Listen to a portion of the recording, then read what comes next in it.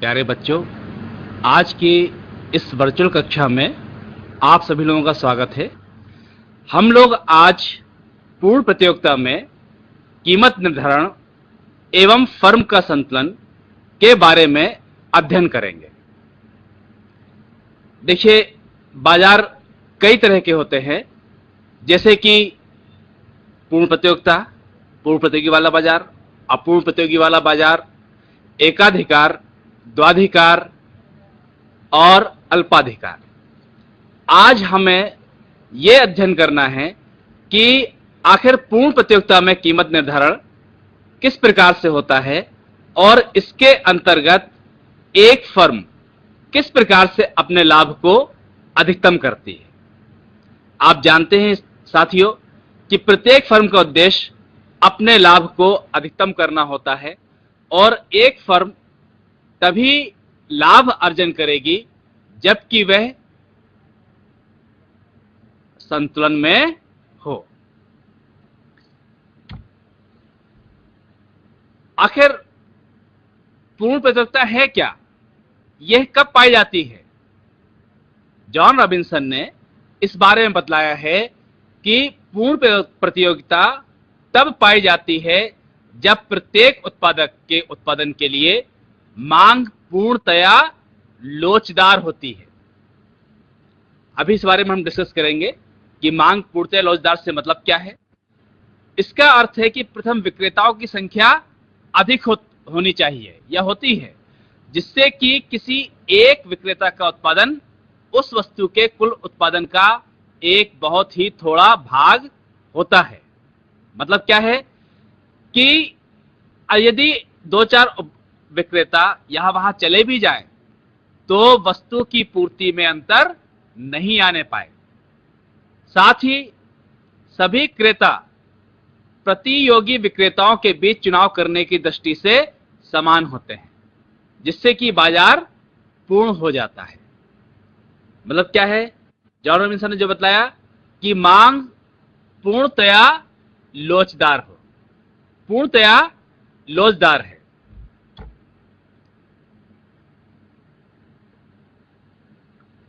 अब पूर्णतया लोचदार की कीमत दी गई है और उसी कीमत पर जो है प्रत्येक उत्पादक उत्पादन कर रहा है। अभी हम इसकी विशेषताओं के बारे में देखते हैं। पहला है क्रेताओं एवं विक्रेताओं की अधिक संख्या। जाहिर सी बात है कि क्रेता मांग करते हैं और विक्रेता पूर्ति करते हैं। यहां पर जैसे हमने जॉन रॉबिन्सन की परिभाषा में देखा कि मांग पूर्णतया लोचदार है।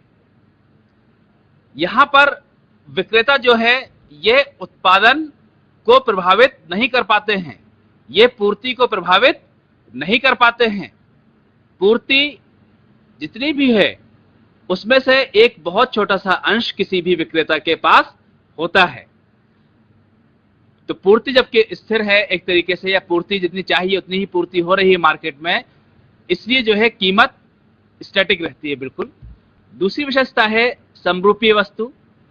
समरूपीय वस्तु से आशय यह है कि वस्तु जो है वह रूप, रंग, गुण और आकार में समान है। इनमें ऐसा नहीं कि क्वालिटी में कोई अंतर है, गुण में बिल्कुल गुणवत्ता समान है, और जो उसका वजन है या जो उसका आकार है वो भी समान है।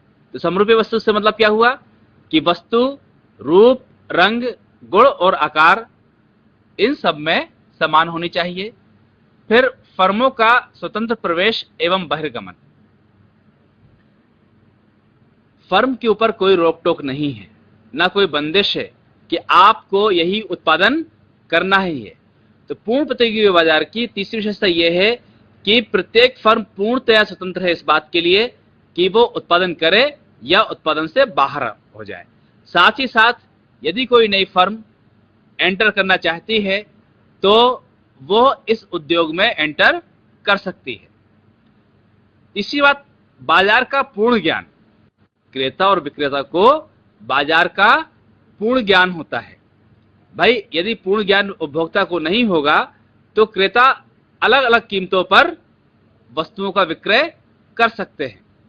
इसलिए जो है यह माना जाता है, विशेषता भी ये बात है कि पूर्ण प्रतियोगी बाजार के अंतर्गत क्रेता को पूर्ण ज्ञान होता है, विक्रेता को भी पूर्ण ज्ञान होता है। वो जानता है कि भाई जो सामान बिक रहा है उसकी दर क्या है।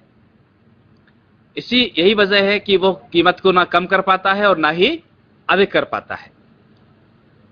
चौथी विशेषता है उत्पत्ति के साधनों में पूर्ण गतिशीलता। आप जानते ही हैं, उत्पादन के लिए हमको जरूरत पड़ती है भूमि, श्रम, पूंजी, उद्यम की, और ये पूरी तरीके से क्या है, गतिशील में है। मतलब यह कि बाजार के अंदर ये आ भी सकते हैं और जा भी सकते हैं, एक स्थान से दूसरे स्थान तक बेरोक टोक जा सकते हैं।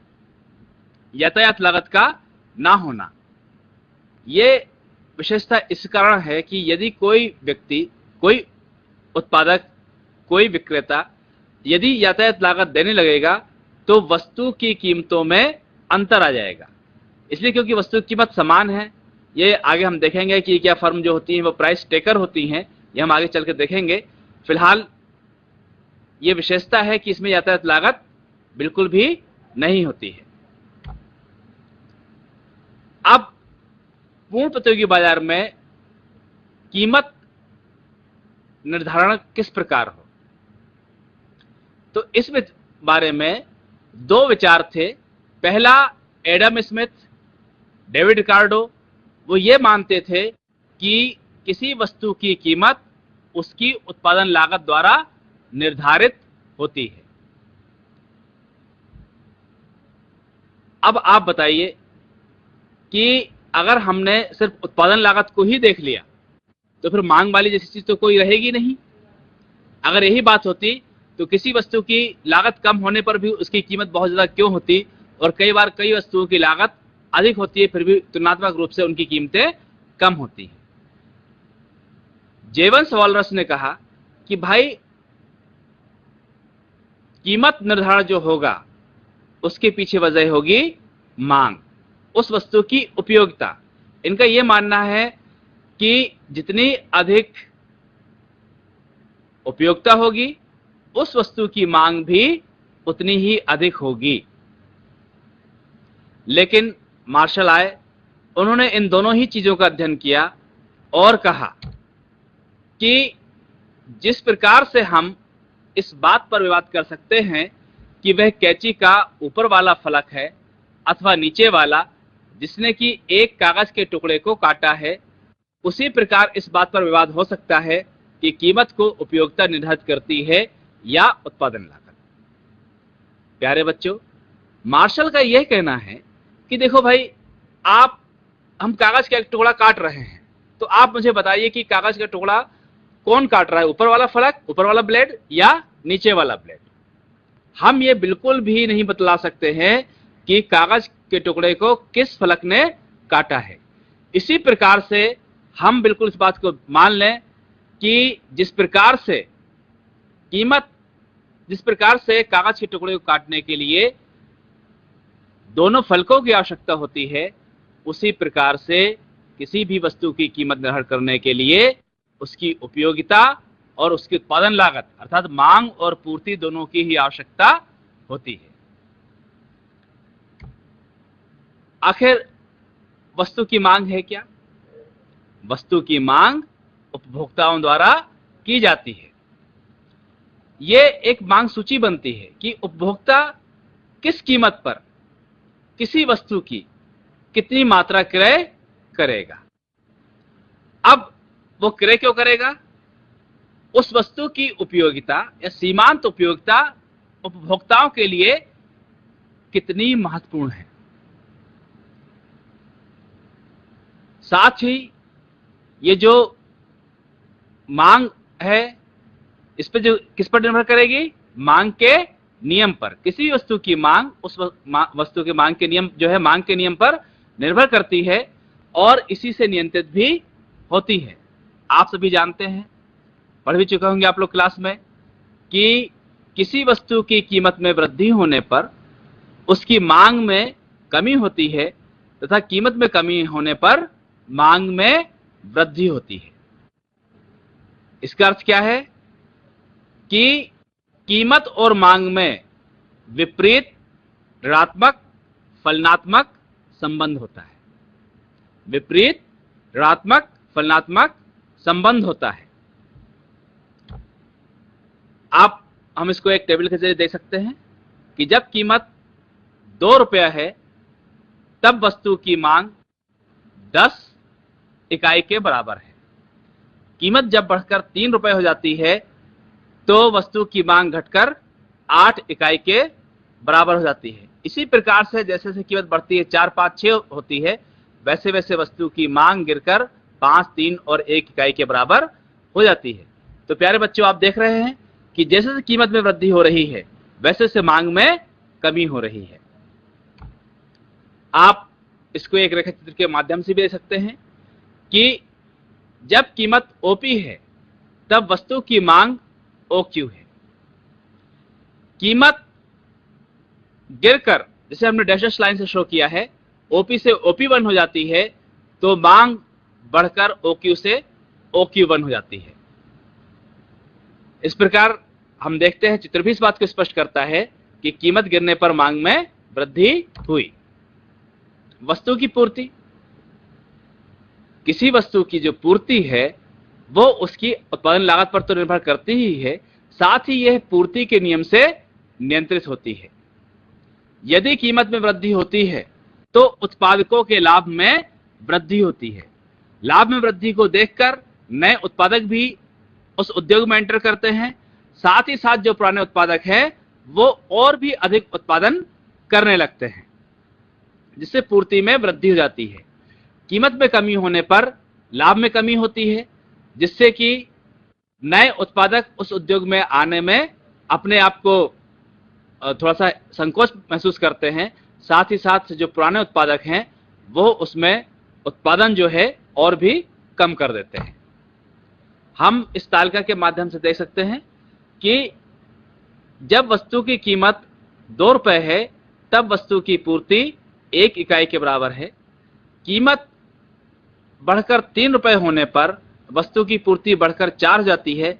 इसी प्रकार से जब कीमत 4, 5 और 6 रुपए होती है तब वस्तु की पूर्ति भी बढ़कर 5, 9 और 10 इकाई के बराबर हो जाती है। आप देख रहे हैं कि वस्तु की कीमत बढ़ने पर लाभ में वृद्धि हो रही है, जिससे कि पूर्ति भी बढ़ रही है। इसे हम एक रेखाचित्र के माध्यम से देख सकते हैं कि जब वस्तु की कीमत ओपी है तब वस्तु की पूर्ति ओक्यू के बराबर है। जैसे ही वस्तु की कीमत बढ़कर ओपी1 हो जाती है तब वस्तु की पूर्ति बढ़कर ओक्यू1 हो जाती है। हम अब बात करते हैं, जो भी मार्शल ने बात कही, जो हम लोग करने जा रहे हैं, वो बात करने जा रहे हैं संतुलन कीमत। तो आखिर संतुलन कीमत है क्या? संतुलन कीमत वह कीमत जिस पर किसी वस्तु की मात्रा जो विक्रेता बेचने को इच्छुक है उस मात्रा के बराबर होती है जो विक्रेता खरीदना चाहते हैं, वास्तव में संतुलित कीमत का निर्धारण मांग एवं पूर्ति की शक्तियों द्वारा होता है। संतुलन कीमत क्या है? वह कीमत जिस कीमत पर वस्तु की मांग और पूर्ति दोनों आपस में ही बराबर हो। यदि किसी कीमत पर मांग और पूर्ति में अंतर है तो वो संतुलन कीमत नहीं कहलाएगी, वो संतुलित कीमत नहीं कहलाएगी। हम इस तालिका में ये देख सकते हैं कि जब वस्तु की कीमत 2 रुपए है तब वस्तु की मांग 10 तथा वस्तु की पूर्ति 1 इकाई के बराबर है। कीमत बढ़ने पर, जैसा हम जानते हैं, मांग में कमी होती है और वस्तु की पूर्ति में वृद्धि होती है, तो मांग कम होकर ये 8 हो गई और वस्तु की पूर्ति बढ़कर 4 हो गई। आप देखें, अभी भी मांग और पूर्ति में 4 इकाई का अंतर है। अभी भी यह अतिरिक्त, यहां पर अतिरिक्त मांग है और अतिरिक्त मांग में यह शक्ति होती है कि वो कीमत में वृद्धि कर देती है। आप देखें, कीमत बढ़कर जब 4 हो जाती है तो वस्तु की मांग 5 और वस्तु की पूर्ति भी 5, दोनों ही आपस में बराबर है। इसी प्रकार से यदि वस्तु की कीमत बढ़कर 5 होती है तो वस्तु की मांग गिरकर 3, वस्तु की पूर्ति 9। ये क्या है? अतिरिक्त पूर्ति यहां पर कितनी है? 6 इकाई के बराबर। और अतिरिक्त पूर्ति में ये शक्ति होती है कि वो कीमत को गिरा देती है, इसलिए संतुलित कीमत नहीं है। 6 भी संतुलित कीमत नहीं है क्योंकि यहां पर वस्तु की मांग 1 इकाई के बराबर है और वस्तु की पूर्ति 10 इकाई के बराबर है। तो प्यारे बच्चों, यहां पर संतुलित कीमत हमारी कौन सी हुई? 4 रुपया। यहां पर हम देखें वस्तु की मांग और वस्तु की पूर्ति दोनों ही आपस में बराबर है। हम इसको एक रेखा चित्र के माध्यम से भी कर सकते हैं। इस रेखा चित्र में अगर आप देखें तो संतुलित कीमत बतलाई गई है कि कैसे निर्धारण इसका हुआ है। आप आधार अक्ष में वस्तु की मांग और पूर्ति को दर्शाया गया है और लंबवत अक्ष जो y है इसमें वस्तु की कीमत को। dx मांग रेखा है और sx पूर्ति रेखा है। ये दोनों रेखाएं एक दूसरे को E बिंदु पर काट रही हैं, इसलिए ये जो E बिंदु है ये संतुलन का बिंदु है। संतुलन की इस अवस्था में हम देखें तो वस्तु की जो मांग और पूर्ति है वो OQ पर वस्तु की कीमत OP निर्धारित होती है। यही संतुलित कीमत है। अब हम एग्जाम्पल तौर देखते हैं कि मान लीजिए यह ना मान के हम कहते हैं कि OP1 कीमत है, तो OP1 पर आप देखिए P1C तो पूर्ति है और P1D वस्तु की मांग है। CD अतिरिक्त पूर्ति है और अतिरिक्त पूर्ति में यह शक्ति पाई जाती है कि वो कीमत में वृद्धि कर दे और अल्टीमेट कीमत OP हो जाती है। अब हम बात करते हैं कि भाई कीमत OP नहीं है बल्कि OP2 है। तो OP2 कीमत पर P2A मात्रा में मांग है और P2B मात्रा में पूर्ति है। AB मात्रा में अतिरिक्त पूर्ति है और अतिरिक्त पूर्ति में यह शक्ति पाई जाती है कि वह कीमत में कमी ला दे और यह कीमत हो जाती है OP। तो प्यारे बच्चों, याद रखिए कि जिस कीमत पर मांग और पूर्ति आपस में बराबर हो वो ही संतुलित कीमत है। जिस बिंदु पर मांग रेखा और पूर्ति रेखा एक दूसरे को काट दे वही संतुलन का बिंदु है। यहां तक आप लोगों का कोई प्रश्न?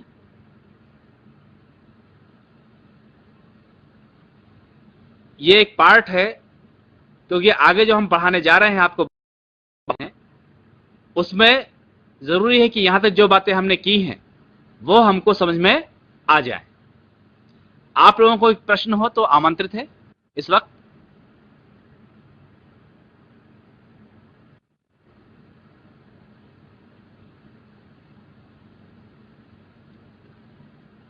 किसी का कोई प्रश्न नहीं है? चलिए हम आगे पढ़ने से पहले एक बार हम आपको रिपीट कर रहे हैं कि सबसे पहले हमने जो पढ़ा था वो पढ़ा था कि आखिर पूर्ण प्रतियोगिता क्या है। फिर इसके बाद हमने ये देखा पूर्ण प्रतियोगिता की विशेषताएं। पूर्ण प्रतियोगिता की विशेषताएं पढ़ने के बाद हमने ये है कि कीमत निर्धारण के संबंध में जो मत है दो, फिर मार्शल के व्यू को देखा हमने, जॉन रॉबिन्सन की पूर्ण प्रतियोगिता की परिभाषा को देखा हमने, देन इसके बाद कीमत निर्धारण को हमने समझा। कीमत निर्धारण के संबंध में पुनः मैं आपको थोड़ा सा शॉर्ट में बताऊंगा कि किसी वस्तु की कीमत उस बिंदु पर निर्धारित होगी जिस बिंदु पर मांग और पूर्ति शक्तियां आपस में बराबर हों, और वहीं पर मांग और पूर्ति तय हो जाती है।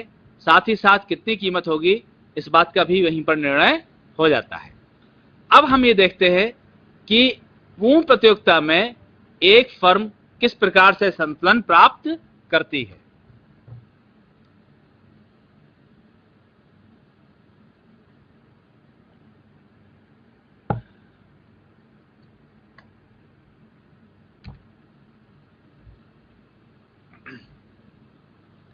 हम पूर्ण प्रतियोगिता के बारे में जनरल बात कर रहे हैं, जो कि हमने पहले पूर्ण प्रतियोगिता के अर्थ में कुछ समझी थी कि पहली बात तो यह है कि पूर्ण प्रतियोगिता के अंतर्गत या एक पूर्ण प्रतियोगी फर्म समरूपीय वस्तुओं का उत्पादन करती है। समरूपीय वस्तु जो अभी बाद में छात्र आ रहे हैं, दिख रहे हैं, वो फिर से जान लें कि समरूपीय वस्तु वे वस्तु है जो रूप, रंग, गुण, आकार में एक हो। इसमें सारी फर्म प्राइस टेकर हैं, प्राइस मेकर नहीं है। प्राइस कहां पर निर्धारित हो जाती है? उद्योग में निर्धारित हो जाती है। जैसे कि अभी हमने जो है निर्धारित की थी मांग और पूर्ति की शक्ति के माध्यम से। ये ओपी जो कीमत है ये उद्योग में निर्धारित हो गई है। अब इसी कीमत पर सभी फर्मों को उत्पादन करना है, विक्रय करना है। हम बात करते हैं कि उपभोक्ताओं को बाजार का पूर्ण ज्ञान होता है। क्रेताओं और विक्रेताओं की एंट्री और एग्जिट पूर्णतया स्वतंत्र है। इसमें कीमत रेखा आधार अक्ष के समानांतर है। जो कीमत रेखा है यह मांग रेखा भी है और आधार अक्ष के समानांतर इसलिए है क्योंकि यह उद्योग के द्वारा निर्धारित कर दी गई है, जिसे कि प्रत्येक फर्म को ग्रहण करना है। संतुलन क्या है? जब परिवर्तन ना हो, जब उत्पादन में परिवर्तन ना हो, कीमत में परिवर्तन ना हो, मांग में परिवर्तन ना हो, पूर्ति में परिवर्तन ना हो, अर्थात एक ऐसी अवस्था जिसमें कि परिवर्तन की अनुपस्थिति हो। जब परिवर्तन की अनुपस्थिति होगी, इसका अर्थ यह है कि सारी जो शक्तियां हैं, बाजारी शक्तियां हैं, वो संतुलित हो गई हैं। उपभोक्ता उस कीमत को मान लेता है जो निर्धारित हो गई है, साथ ही विक्रेता भी उस कीमत को ग्रहण कर लेते हैं जो उद्योग ने तय कर दी है। इस प्रकार से संतुलन में परिवर्तन की अनुपस्थिति हो जाती है। जैसे हमने देखा था कि ओपी कीमत निर्धारित हो गई है, यहां पर संतुलन हो गया है। ओ क्यू वस्तु की मांग और पूर्ति है, यह भी निश्चित हो गई है। ई संतुलन का बिंदु है, यह भी निश्चित हो गया है।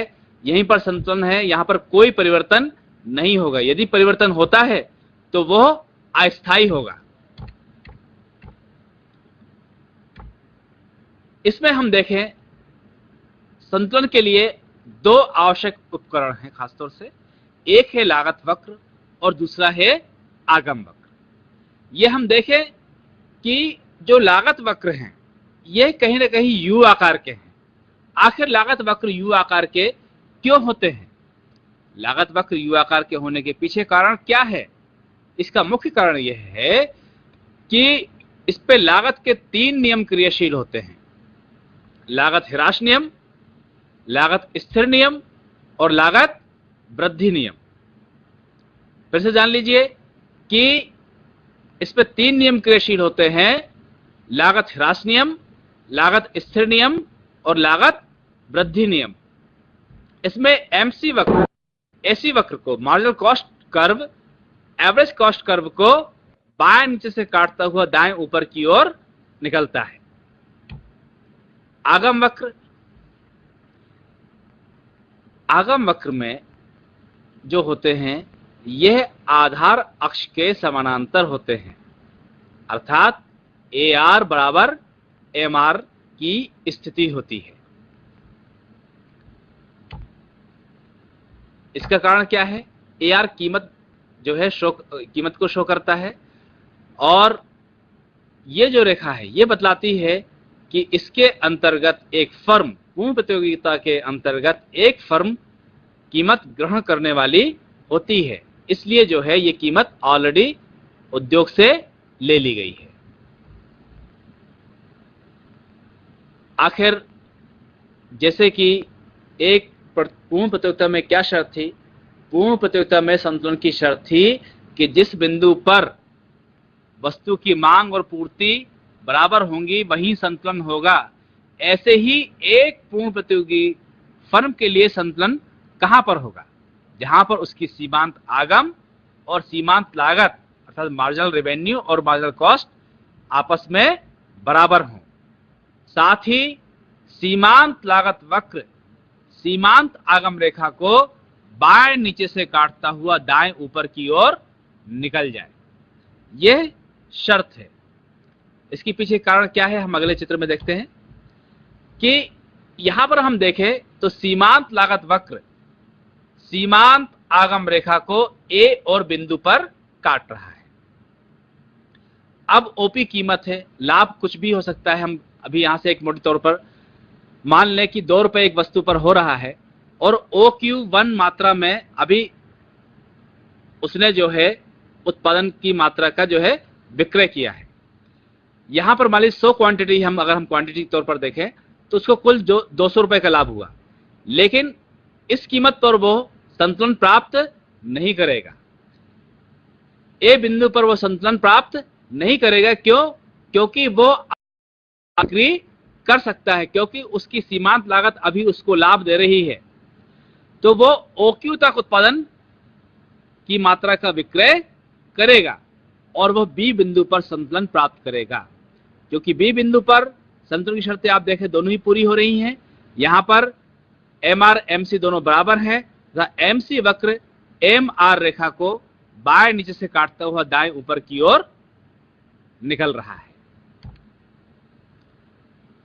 हम संतुलन की बात करें तो फर्म अल्पकाल और दीर्घकाल में संतुलन प्राप्त करती है। अल्पकाल में फर्म 3 स्थितियों में संतुलन प्राप्त करती है: लाभ की स्थिति, सामान्य लाभ की स्थिति और हानि की स्थिति। लाभ की स्थिति कब होगी? लाभ की गणना कब होगी? AROASC के अंदर से। तो यदि एवरेज रेवेन्यू जो कि कीमत है एवरेज कॉस्ट से अधिक होगा तब लाभ की स्थिति होगी। सामान्य लाभ की स्थिति तब होगी जब AR और बराबर AC की स्थिति होगी, और हानि स्थिति तब होगी जब AR कम होगी और AC अधिक होगी। लाभ की स्थिति हम देखें तो यहां पर E बिंदु संतुलन का बिंदु है, क्योंकि यहां पर संतुलन की शर्त पूरी हो रही है, अर्थात MR बराबर MC की स्थिति है। MC वक्र MR रेखा को बाएं नीचे से काटता हुआ दाएं ऊपर की ओर निकल रहा है।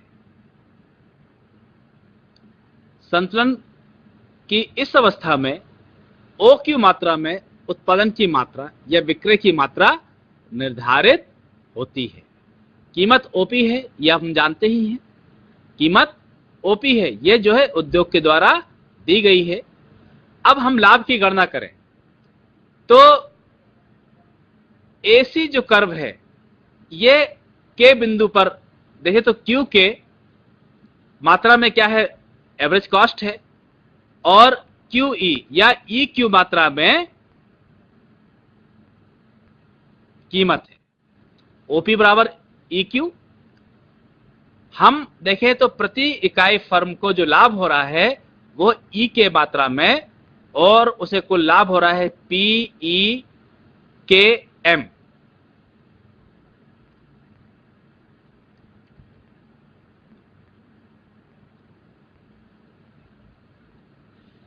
सामान्य लाभ की स्थिति यहां पर हम देखें तो सामान्य लाभ की स्थिति में कब होगी? जब स्थिति होगी MR बराबर MC बराबर AR बराबर AC। यहां पर भी देखिए आप E बिंदु पर संतुलन, क्योंकि यहां पर संतुलन की शर्त पूरी हो रही है। क्या है संतुलन की शर्त? MR बराबर MC। और सामान्य लाभ कब होगा फर्म को?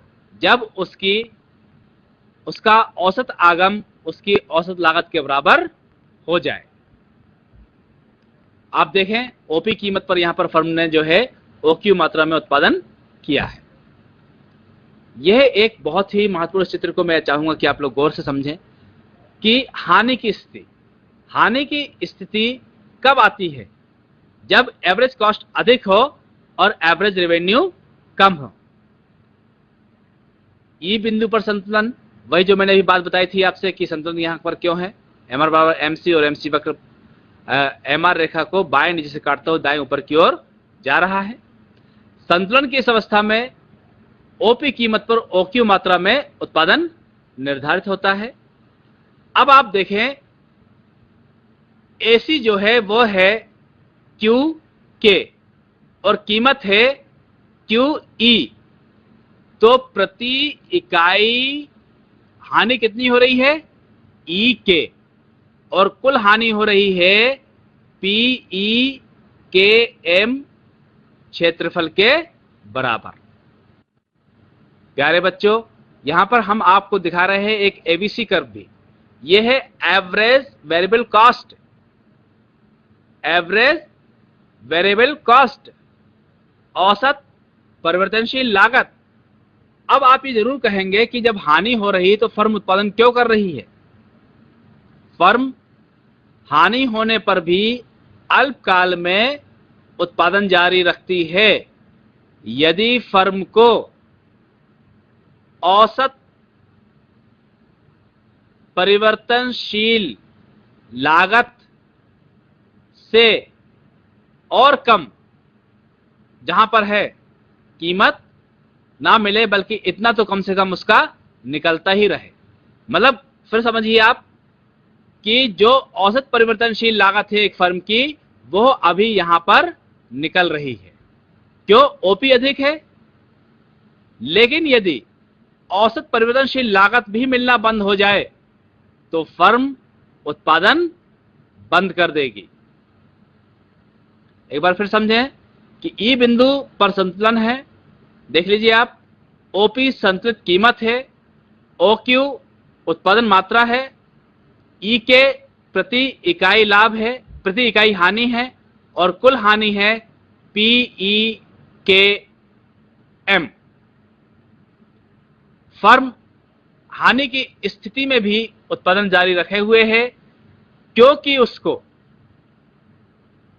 औसत परिवर्तनशील लागत से अधिक कीमत मिल रही है।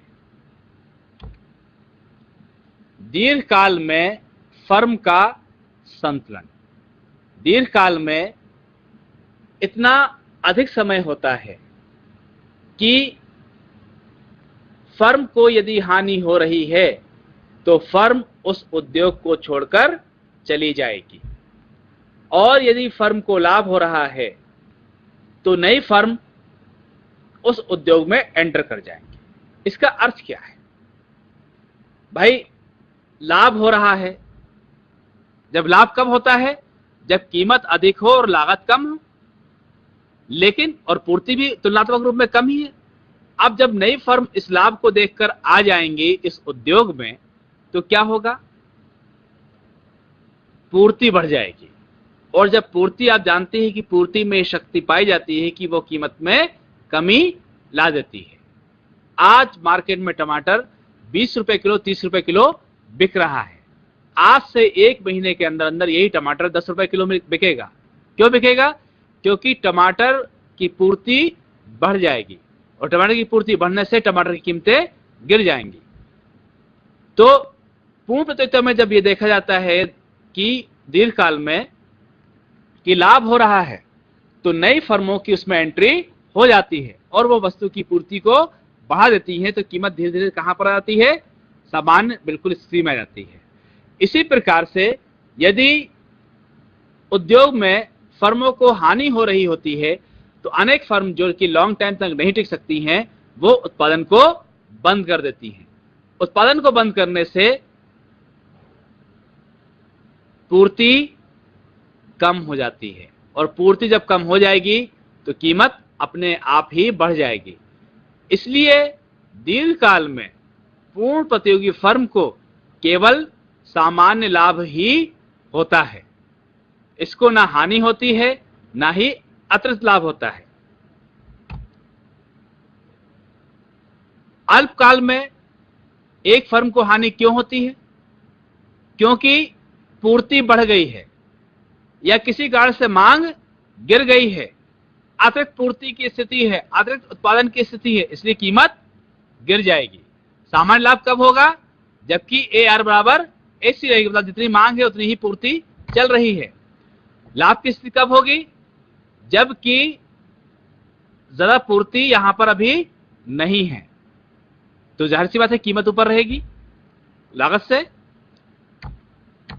तो प्यारे बच्चों, अभी हमने ये फर्म का संतुलन भी पढ़ा। अब इसमें से यदि आपका कोई प्रश्न है तो आप कीजिए।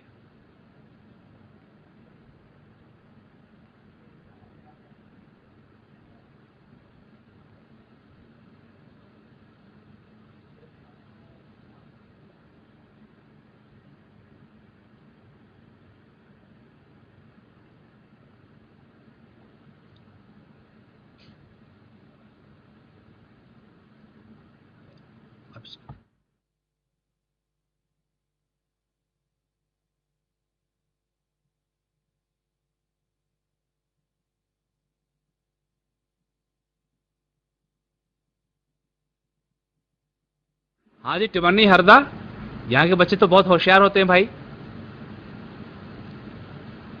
कोई प्रश्न?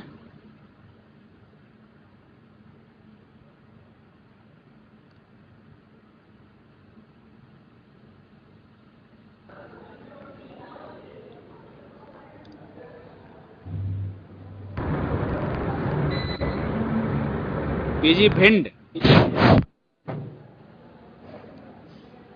अच्छा पन्ना। हेलो हाँ सर, जेएच कॉलेज बैतूल से। हाँ बैतूल, बोलो बेटा। पूर्ण प्रतियोगिता का अध्ययन क्यों किया जाता है सर? और भाई देखिए, हाँ बैठ जाइए प्लीज, बैठ जाइए। देखिए, ये तो आपका बहुत ही खतरनाक प्रश्न है कि अध्ययन क्यों किया जाता है। देखिए, किसी भी विषय का सिर्फ पूर्ण प्रतियोगिता की बात ही हम नहीं कर रहे हैं। ज्ञान के लिए ये अध्ययन जरूरी है। आपके सामने तमाम घटनाएं घटती हैं, तो हम ये बात कहें कि ये घटना आखिर घट रही, तो इसके पीछे कारण क्या है। भाई ऊपर से एक फल गिरा और बात ये आई कि आखिर फल क्यों गिरा, तो मालूम पड़ा कि गुरुत्वाकर्षण। अब हम गुरुत्वाकर्षण का अध्ययन क्यों करें? एक, हम अपने ज्ञान के को बढ़ाने के लिए। तो पूर्ण प्रतियोगिता का अध्ययन करने से ये ज्ञान तो बढ़ाना है ही, साथ ही साथ हम ये जाने आखिर कि इस जगह 20 रुपए किलो आलू बिक रहा है, तो ये भी 20 रुपए किलो क्यों रखे हुए हैं, ठीक है ना। वहीं पर हम कपड़े के मामले में देखते हैं कि भाई एक कपड़ा कोई 500 रुपए का है और दूसरा 400 रुपए का, तो यहां पर क्यों है? तो आखिरी बाजार, तरह तरह के बाजार हैं, हम ऐसा क्यों हैं? तो कहीं ना कहीं इन चीजों का अध्ययन करने के लिए कि आखिर ऐसा क्यों हो रहा है। हमेशा से ही मानव मस्तिष्क ज्ञान पिपासु रहा है, मतलब ज्ञान का प्यासा रहा है। तो अपने ज्ञान को बढ़ाने के लिए हम लोग अध्ययन करते हैं। आप कॉलेज क्यों आए हैं? पढ़ाई करने के लिए, ठीक है। तो यहां पर अध्ययन करने के लिए इससे जो यहां पर है, फिर भी मैं आपको एक प्रश्न और बता रहा हूं कि इससे कुछ नीतियों का भी निर्धारण हो सकता है कि पूर्ण प्रतियोगी फर्म में आखिर स्थिति कब होती है। इकोनॉमिक फोर्सेस का अध्ययन हो जाता है यहां पर, ठीक है ना। तो आप बिल्कुल जान लीजिए कि हम अपने ज्ञान को आगे बढ़ा रहे हैं, मांग पूर्ति शक्तियों का अध्ययन कर रहे हैं, ठीक है। इन चीजों के आप प्रश्न कुछ रिलेवेंट कीजिए थोड़ा सा आप। और भी सर, मैं गवर्नमेंट कॉलेज पवई से बोल रहा हूँ, मेरा नाम मुकेश सेन है। हाँ हाँ सर, मैं पूछना चाहता हूँ फर्म का शाब्दिक अर्थ क्या होता है? फर्म का शाब्दिक अर्थ? जी हाँ, बैठिए, बैठ जाइए आराम से। देखो बेटा, क्या है कि ये कुछ इसकी जो हिंदी में फर्म को क्या कहते हैं तो मालूम नहीं हमको, लेकिन जो आप दुकान देखते हैं ना, और जो एक उद्योग होता है, उद्योग में अनेक जो दुकानें हैं आपके एक ही प्रकार का उत्पादन कर रही हैं, या जो फर्म कर रही है उत्पादन, ठीक है। तो वो जो क्या फर्म है। अब यहाँ पर आपका जो शाब्दिक अर्थ है, शाब्दिक अर्थ तो मुझे आपको कंफ्यूज नहीं करूंगा, मुझे बिल्कुल शाब्दिक अर्थ इसका नहीं मालूम। फर्म, हेलो क्या मुकेश, इसका जो शाब्दिक अर्थ है क्या होता है ये मुझे मालूम नहीं है, ठीक है। यहाँ तमाम लोग बैठे हुए हैं, कुछ प्रोफेसर साहिबान भी होंगे कि प्लीज क्या आप बता सकते हैं शाब्दिक अर्थ क्या है इसका फर्म का? फिर भी मैं आपको फर्म क्या होती है और उद्योग क्या होता है वो बता दे रहा हूं मैं। उद्योग से मतलब ये होता है कि जिसमें विभिन्न फर्में एक ही प्रकार की वस्तु का उत्पादन करती है, और फर्म वह होती है जो कि किसी उद्योग का एक अंश है। जैसे कि मान लीजिए आप भी गेहूं का उत्पादन कर रहे हैं, या चलिए कपड़े का उत्पादन कर रहे हैं, मेरी फर्म भी कपड़े का उत्पादन कर रही है, और भी कई फर्म है जो कपड़ा बेच रही है, मतलब इस तरह के तमाम फर्म है जो कपड़े की हैं। तो ये क्या है, ये सब मिलकर जो कपड़ा एक उद्योग बन गया। क्या बन गया? कपड़ा उद्योग। उसमें से आप जो उत्पादन कर रहे हैं, आपकी जो दुकान है, फर्म है, वो फर्म कहलाएगी उस उद्योग का एक अंश। ठीक है, ये चीज। तो भाई मैं आपके साथ फिर भी अगली बार जब बैठूंगा तो मालूम करके आऊंगा कि फर्म का शाब्दिक अर्थ क्या है। हाँ सर, आप सुन पा रहे हैं मुझे? हाँ, बैतूल से। हाँ सर, बैतूल से। हाँ, क्या नाम बेटा? सर मुकुंद मोखेड़े। हाँ मुकुल जी, बोलिए बेटा। सर मैंने कहीं सुना था और पढ़ा भी था कि पूर्ण प्रतियोगिता एक काल्पनिक स्थिति है। हाँ, फिर हम अध्ययन क्यों करते हैं? हाँ बेटा, बैठ जाइए, बैठ जाइए। देखिए क्या है, मैं आपको थोड़ा सा ये बात करूंगा कि मैडम प्लीज सुलजापुर से थोड़ा, मैडम प्लीज रुक जाइए, सुलजापुर से मैडम रुक जाइए, आवाज आ रही, डिस्टर्ब हो रही है। पूर्ण प्रतियोगिता एक काल्पनिक स्थिति है, ये आपने बिल्कुल सही पढ़ा। व्यवहार में अगर हम देखें तो ऐसा बहुत कम पाया जाता है कि फर्म का स्वतंत्र प्रवेश और बहिर्गमन हो। साथ ही जो ये बात बोलते, मैडम आप डिस्टर्ब कर रही हैं। पीजी शुलजापुर, शाहजहांपुर से, शाहजहांपुर से।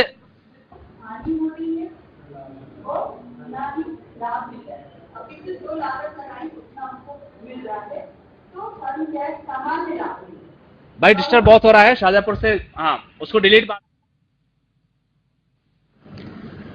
हाँ देखिए, पूर्ण प्रतियोगिता एक काल्पनिक इसलिए कहा गया है कि जो विशेषताएं या कंडीशन दी गई हैं, क्या ऐसा वास्तव में हम आप देखते हैं? क्या ऐसा वास्तव में हम देखें तो नहीं हो पाता है। पहले यही चीज कि यह माना गया है पूर्ण प्रतियोगिता में कि उपभोक्ता को बाजार का पूर्ण ज्ञान होता है। आप बताइए, क्या हमें पूर्ण ज्ञान है? मैं अभी गया रेत लेने के लिए, रेत एक बेच रहा है 32 रुपए, दूसरा बेच रहा है 36 रुपए। मैंने कहा भाई रेत दोनों तो एक जैसी है। उन्होंने कहा सर हमारी क्वालिटी अच्छी है। अब आप मुझे बताओ बेटा, मुझे इतना ज्ञान नहीं है कि रेत कौन सी अच्छी क्वालिटी की है। जाहिर सी बात है यहां प्रॉब्लम आ गई। या हम आप जाते हैं मार्केट में, एक एग्जांपल के तौर पर, जैसे कि कोई चीज लेना है, हमारी कोई सब्जी ही लेना है और हमें उतना ज्ञान नहीं है, तो एक विक्रेता हमको अधिक कीमत पर दे देता है। जबकि हम अगर बात करें कि रूप रंग गुण क्वालिटी में जो चीज समान है तो क्या होना चाहिए, उसकी एक कीमत होनी चाहिए। लेकिन यहां पर हम देखते हैं कि जहां बाजार में बहुत अधिक संख्या है लेकिन उपभोक्ताओं को बाजार का पूर्ण ज्ञान नहीं है, या विक्रेता को भी कई बार ज्ञान नहीं होता है और वो कुछ और कीमत पर चीजों को बेच रहा होता है। ठीक है, एक कीमत नहीं होती है, कीमतों में डिफरेंस हो जाता है। तो ये जो उसमें हम मानकर चलते हैं, कंडीशंस जो मानकर चलते हैं हम, तो वहां पर क्या होता है कि काल्पनिक वाली बात इसलिए लिखी गई है कि कई जो विशेषताएं हैं वो वास्तव में पूरी नहीं है। जी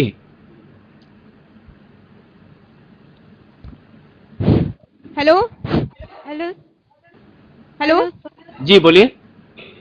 सर मेरा नाम नाज़मा शेख है, मैं जी, नीमच से हाँ। बोल रही हूँ।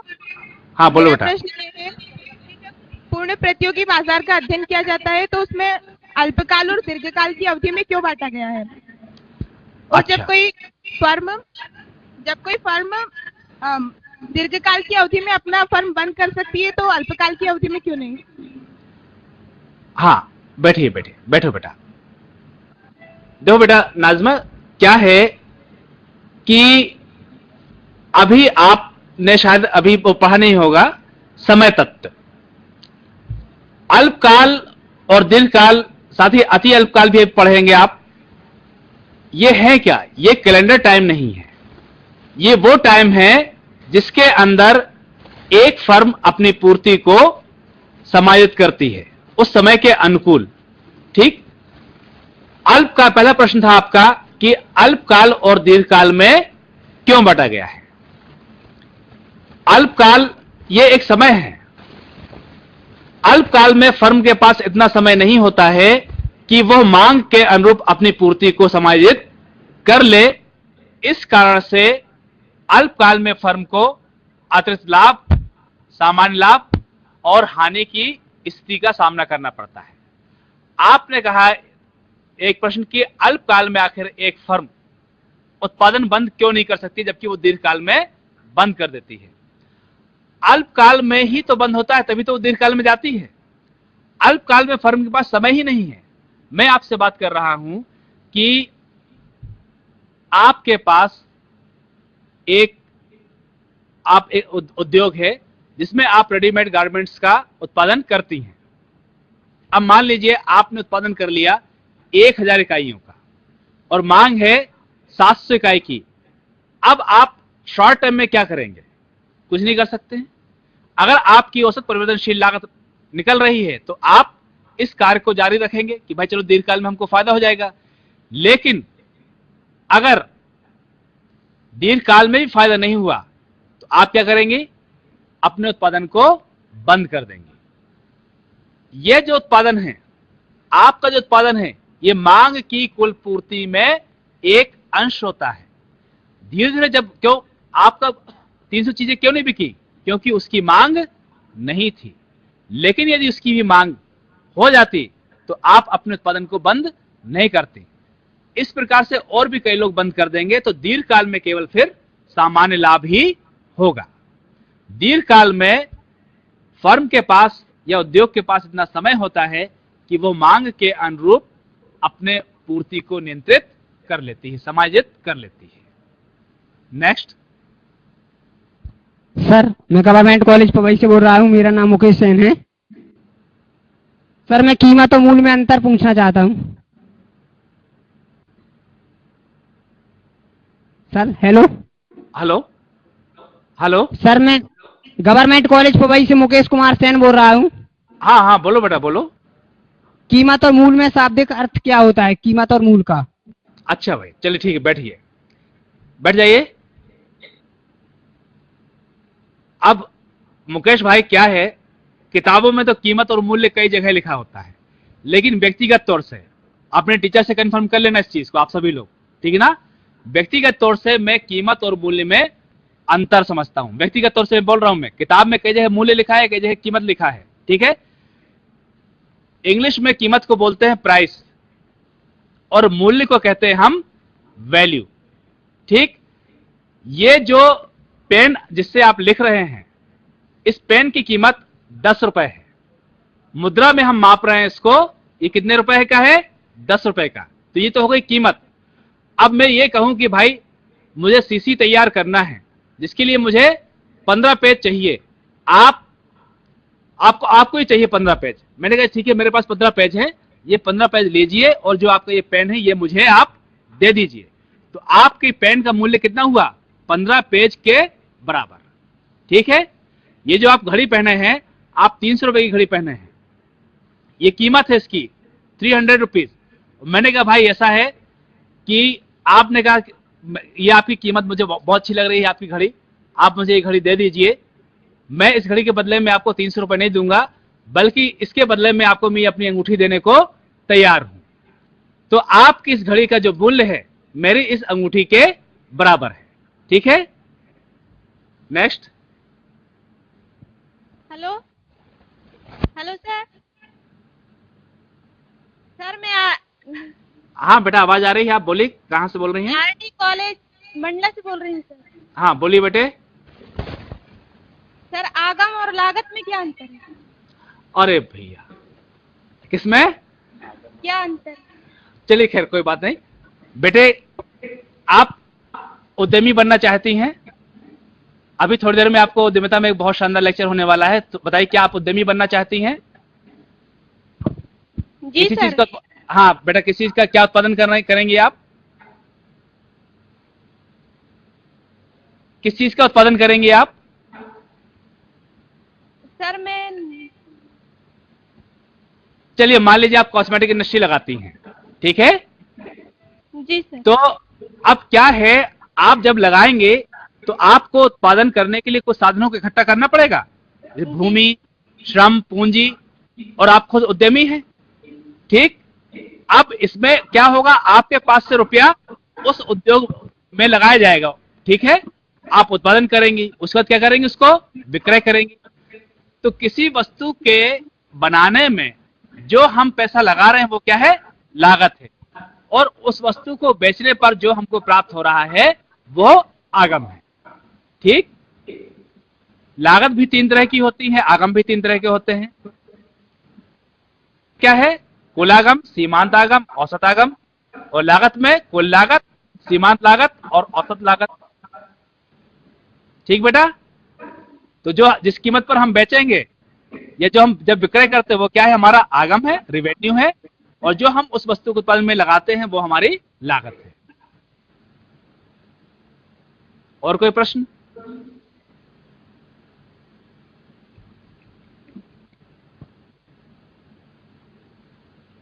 भाई प्रश्न तो बहुत होंगे। आप लोगों ने जो मैंने पढ़ा है उसके बारे में बातें कम की हैं, है ना?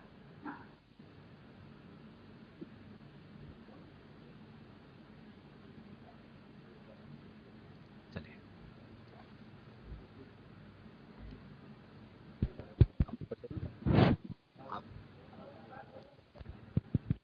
हाँ हाँ, हेलो हाँ, सर, हाँ बेटा बोलिए। जेएच कॉलेज बैतूल से बोल रहा हूँ सर, देवेंद्र ध्रुवे। अरे वाह, बैतूल भाई हमारा बहुत आज तो क्वेश्चन कर रहा है, ठीक है? बोलिए बोलिए बेटा, बोलो।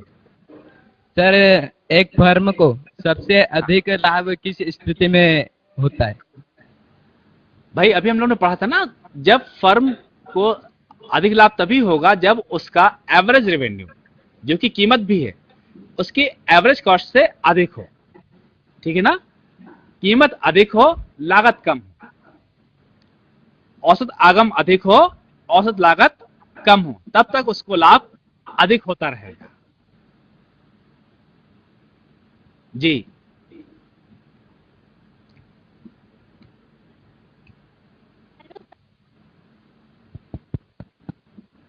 जबलपुर, बोलो बेटा बोलो।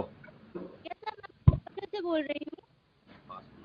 थोड़ा पास आइए, आप आवाज नहीं आ रही क्लियर बेटा आपकी, पास आइए।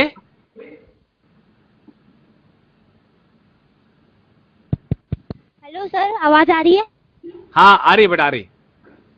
सर मैं ये पूछना चाहती हूँ कि दीर्घकाल और अल्पकाल में जो संतुलन होता है उसमें क्या क्या चीज रखी जा सकती है? जैसे कि अल्पकाल में कुछ कम चीजें जैसे कि टमाटर हो गई जो जल्दी खराब हो जाती हैं, और दीर्घकाल में ऐसा क्या रखा जा सकता है?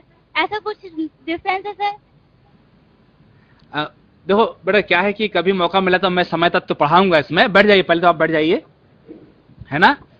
लेकिन यहां पर आपको मैं बार बार ये बतला रहा हूं कि इसे सिर्फ बिल्कुल एक जनरल भाषा में कि आप समझ लें कि फर्म जो है अल्पकाल में, ये पहले जान लीजिए ये बात कि अल्पकाल दीर्घकाल कोई घंटे मिनट वाली बात नहीं है, ठीक है ना? हम उस पर जो बात आपने की है वो बात की है शीघ्र नष्ट होने वाली वस्तुएं और टिकाऊ वस्तुओं की बात की है आपने, ठीक है? उसके लिए अलग लेक्चर में हम कभी बात कर लेंगे। यहां पर आप थोड़ा सा बेटा कंफ्यूज नहीं हो, वरना बहुत कंफ्यूजन क्रिएट हो जाएगा, कई लोगों को हो जाएगा। लेकिन फिर भी मैं आपको थोड़ा सा बता दूं कि आपका जो आप जानना चाह रही हैं शीघ्र नष्ट होने वाली वस्तुएं और टिकाऊ वस्तुओं के बारे में जानना चाह रही हैं। आपका जो प्रश्न था उस बारे में कभी और लेक्चर हो जाएगा। आप फिलहाल इससे रिलेवेंट ही प्रश्न करेंगे तो ज्यादा अच्छा रहेगा, वरना बहुत सारे स्टूडेंट्स, जो बहुत सारे लोग हैं वो कंफ्यूज होंगे। सिर्फ इतना जान लीजिए कि में फर्म का मांग के अनुरूप पूर्ति पर नियंत्रण नहीं होता है। कभी अतिरिक्त मांग हो सकती है, कभी मांग कम भी हो सकती है, और पूर्ति जो है वह स्थिर होती है। बेटा फिर समझ लीजिए अच्छी तरह से इस बात को, सभी लोग समझ लें, कब ये कंफ्यूजन हमेशा रहता है क्योंकि अल्पकाल कैलेंडर टाइम नहीं है कि दिन या तारीख या साल नहीं है। अल्पकाल में फर्म के पास इतना समय नहीं होता है कि वो मांग के अनुरूप उत्पादन कर पाए। मतलब क्या है कि अल्पकाल में कभी अतिरिक्त मांग होती है और कभी कम मांग होती है। वहीं दीर्घकाल में मांग के अनुरूप जो फर्म है वो उत्पादन को नियंत्रित कर लेती है, पूर्ति को नियंत्रित कर लेती है। ठीक है ना, ये चीज है। हेलो, तो बहुत बहुत धन्यवाद। आप लोगों ने सर पन्ना से बोल रहा हूँ। जो सीखा है, अगर ये इसे आज ही तैयार कर लें तो क्या होगा, आपका अवश्य लाभ होगा। तो आगे जो है आपका नेक्स्ट क्लास शुरू होने जा रहा है। इसमें हमारे जो आपको जो देंगे लेक्चर, हमारे सम्माननीय जो है डीसी राठी सर, जो कि इंदौर से आए हैं। तो मैं उनसे रिक्वेस्ट करूंगा सर प्लीज आप जो है 5-10 मिनट के अंदर जो है टाइम में जो है ये लेक्चर शुरू करेंगे। तो तब तक 10 मिनट के लिए ब्रेक है आपका, और 10 मिनट बाद जो है ये लेक्चर प्रारंभ होगा। धन्यवाद।